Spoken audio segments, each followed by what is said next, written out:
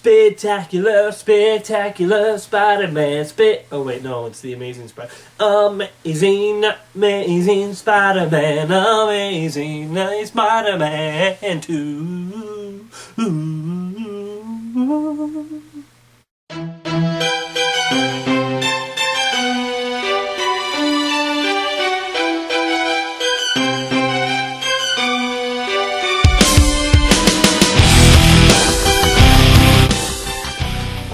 Hey everybody, and welcome to my second superhero predictions video for the superhero movies of 2014. It is, of course, The Amazing Spider-Man 2. Yes, one of the last franchises that is still using the word 2 rather than changing its name to some subtitle like The Winter Soldier or whatever, you know. It's good to see that some franchises don't try to overthink it. Just put the word 2 there. This story is going to be about Peter Parker, who is coming into his own as Spider-Man, but before he knows it, things get a little too out of hand as this one guy gets turned into this electrifying villain known as Electro, who has the ability to shoot lightning out of his hands, who is played by Jamie Foxx. Andrew Garfield returns as Peter Parker. We also got Emma Stone as Gwen Stacy, and Paul Giamatti will be coming in as plays the Rhino. We also got Dane DeHaan as Harry Osborn, with Chris Cooper playing his father, Norman Osborn. Okay, now that I've got that out, let's just find out, what did we get from the trailer?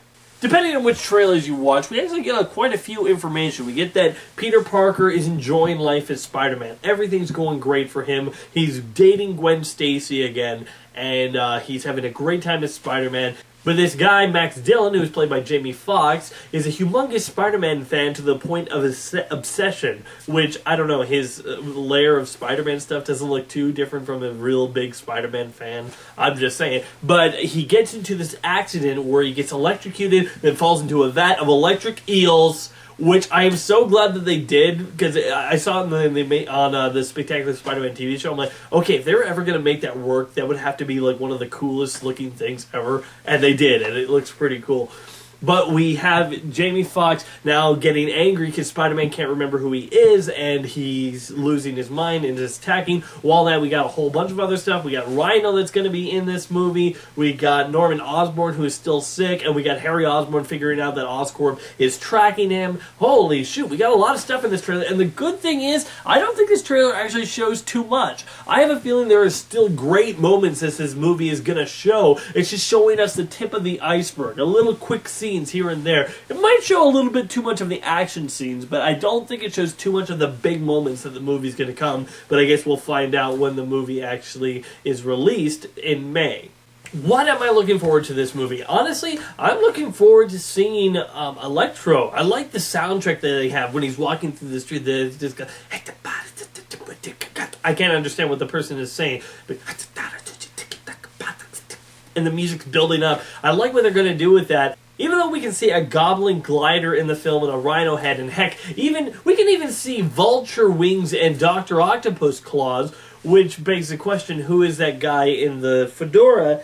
Not this fedora, the one in the movie. Maybe it's Otto Octavius. It really could be Dr. Octopus, because think about it this way. We saw Dr. Octopus claws and vulture wings. So, and the guy's walking by them. Obviously, it's not going to be Vulture, because nobody likes Vulture that much as a villain as to make him like this big guy behind a whole lot of stuff. So I'm thinking it's Dr. Octopus, but hey, that's just me.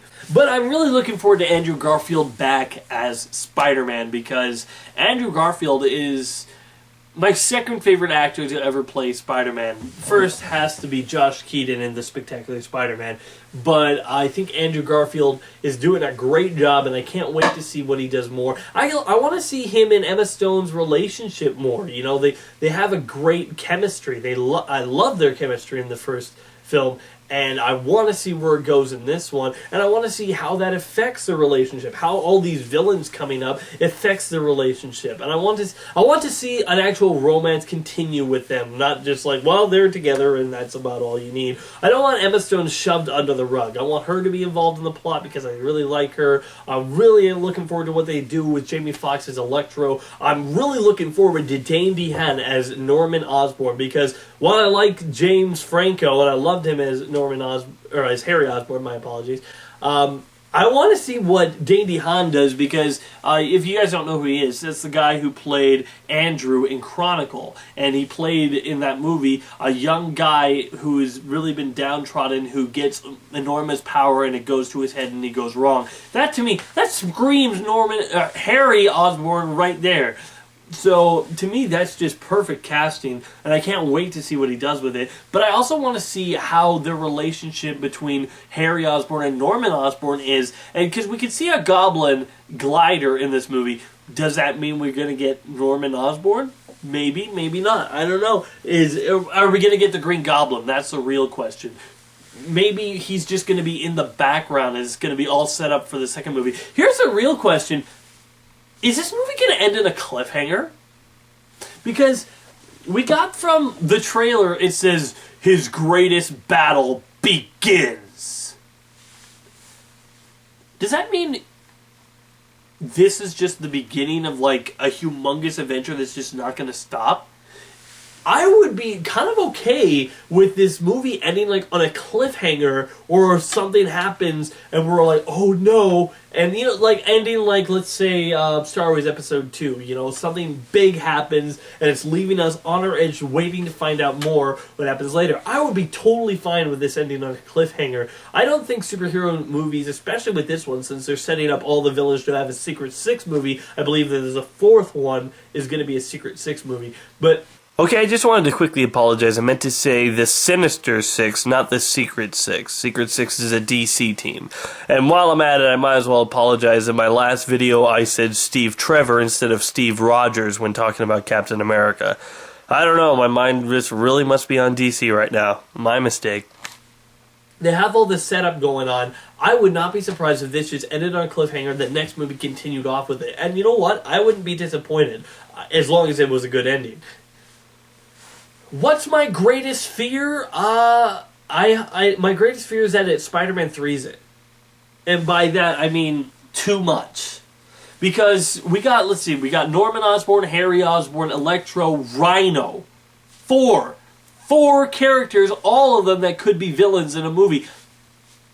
At least 3, because one of them will be Goblin, not both. But 3 villains. Spider-Man 3 had 3 villains, and they really had too much stuff going on there. So my fear is that they oversaturated with too many villains, they don't have enough time to give any character depth to Peter Parker or Emma Stone and their relationship. They focus too much on the villains, and therefore have to shorten us on character development. I don't want that to happen. I want some more development between Aunt May and Peter, because even though there was some in the first movie, I think that was the one that was like, I don't know. It's like, I want to see more of them as... For example, like in the original Spider-Man trilogy, I always felt like Peter had a really close relationship to his aunt. In this one, in the Amazing Spider-Man, I won't say that I didn't, but not as much. So my hope is that Rhino is like really early on in the film and Peter takes him down and he's out. Because I'm okay with Rhino being in the film, but I don't want the movie to be centered around him, because Rhino is he's a C-list villain. It'd be like having a Batman movie where you had both Two-Face and then Firefly, and you both gave them the same amount of screen time and the same amount of attention. No, that doesn't really work. You have to have the more powerful and more popular and more important villains take center stage. So I hope that Rhino is more into the background and gets dealt with easily. Not easily, I don't want the fight to be easy, but I want it to be earlier on, and then he's just there to be set up for later movies. What I'm looking forward to is just a humongous fun ride. I want to see some great action, some great Spider-Man effect. I love that his costume is now more like the original. It's more streamlined. I want to see the Gwen Stacy Peter Parker relationship develop more. I'm looking forward to seeing how they deal with that and how they deal with Gwen Stacy, period, because for those who are comic book fans, we all know it doesn't really end well for Gwen, so it'll be interesting to see what directions they take. And for those who have looked up maybe spoilers on the internet or stuff, if there is any, and they know certain qualities about the movie, please don't comment. Please don't comment about them. I don't want to know. The most I want to know about a movie going into it is the trailer. That's it. That's it. I don't want to know any leaked information. Nobody wants to know that. So, my excitement rating for this film... what can I say? I'm more than stoked. I'm more than just kind of excited. I am utterly... I am in I can't wait territory. This isn't just more than I really want to see it. I can't wait. I want to see this now. I want to see it as soon as possible because I enjoy a lot of stuff from the first movie. The only thing I didn't fully enjoy was the villain. This movie looks to have that in spades. If it has a good villain and can deliver on the story and the hero and the villain, sold. It could very well... This movie, guys, could very well be the best Spider-Man movie ever. Now, right now, it's competition, Spider-Man 2 and The Amazing Spider-Man. I still kind of am leaning toward Spider-Man 2 for that. I still kind of have to feel that way. Even though it has some unexplainable things in Spider-Man 2, at the very least it has a great villain where The Amazing Spider-Man doesn't really. The Lizard kind of sucks and is not really explained that well. But I am hoping that this will be the best Spider-Man movie until the third one. So that's my rating. I can't wait. So that's all I got to say about Spider-Man 2. Join me for my next one where I look at X-Men Days of Future Past. Be sure to check out more of my other videos on my channel. And wait for more coming soon.